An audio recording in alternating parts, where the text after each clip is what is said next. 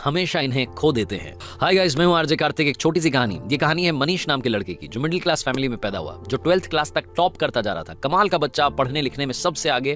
Family को उस पर गर्व था। फैमिली को लगता था कि ये बच्चा जब बड़ा हो जाएगा तो कुछ कमाल करेगा, हम लोगों की लाइफ बदल देगा, हमारी फैमिली में हैप्पीनेस आ जाएगी, सब कुछ बदल देगा सिर्फ और सिर्फ ये लड़का। लेकिन वो लड़का जब 12th क्लास पास करके कॉलेज में गया तो उसकी लाइफ बदल गई। उसके आसपास ऐसे दोस्त आ गए जिन्होंने उसे बिगाड़ के रख दिया। देर रात तक पार्टी चलने लगी, घर वालों से झूठ बोल करके पैसा मंगाने लगा। घर वालों को समझ में आ रहा था। उन्होंने एक दिन इसको समझाने की कोशिश की, लेकिन मनीष ने घर वालों को डांट दिया कि आप मुझे ज्ञान मत दीजिए, मुझे सब कुछ मालूम है और आपके ज्ञान से बात नहीं बनेगी, आप शांत रहिए, मैं अपनी जिंदगी जी लूंगा। घर वालों ने कुछ नहीं बोला।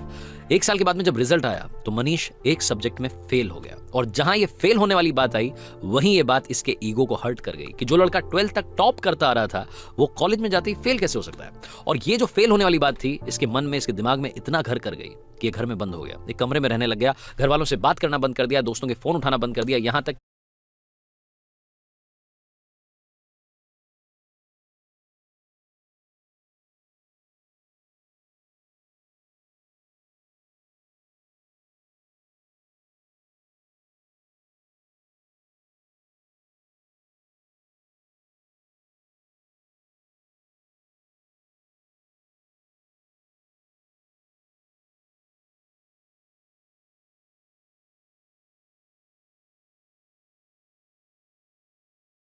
कि बाहर आना जाना बंद कर दिया।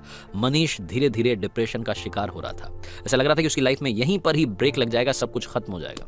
मनीष जिस स्कूल में पढ़ता था, जहां से 12th पास आउट की थी, वहां के प्रिंसिपल को जब ये बात मालूम चली तो उन्होंने मनीष को अपने से मिलने के लिए बुलाया, डिनर पर बुलाया। वो इन्विटेशन ये रिजेक्ट नहीं कर सका, इसको मानना ही था कि न्योता आया था, प्रिंसिपल साहब के यहाँ जाना था। तो मनीष पहुंचा शाम में, और इसने देखा कि प्रिंसिपल साहब गार्डन में बैठे हुए थे, अंगीठी पर हाथ ताप रहे थे, सर्दी का माहौल था।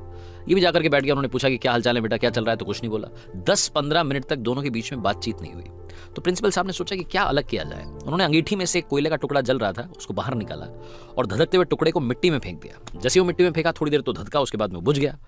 तब मनीष ने बोला कि सर ये आपने क्या किया, एक कोयले का टुकड़ा जो अंदर जल रहा था, धधक रहा था, हमें गर्मी दे रहा था, उसको बाहर मिट्टी में फेंक दिया, बर्बाद कर दिया। तो प्रिंसिपल ने कहा कि बर्बाद कहाँ कर दिया, कौन सी बड़ी बात हुई, वापस इसको ठीक कर देते हैं। उन्होंने उस कोयले के टुकड़े को उठाया मिट्टी में से और वापस लाकर के अंगीठी में डाल दिया। फिर से वो टुकड़ा थोड़ी देर बाद जलने लगा, गर्मी देने लगा। तो प्रिंसिपल ने पूछा कि बेटा कुछ समझ में आया। मनीष ने कहा नहीं। तो प्रिंसिपल ने कहा कि बेटा मैं यही समझाने के लिए तुम्हें यहाँ बुला रहा था, ये जो कोयले का टुकड़ा है ये तुम हो।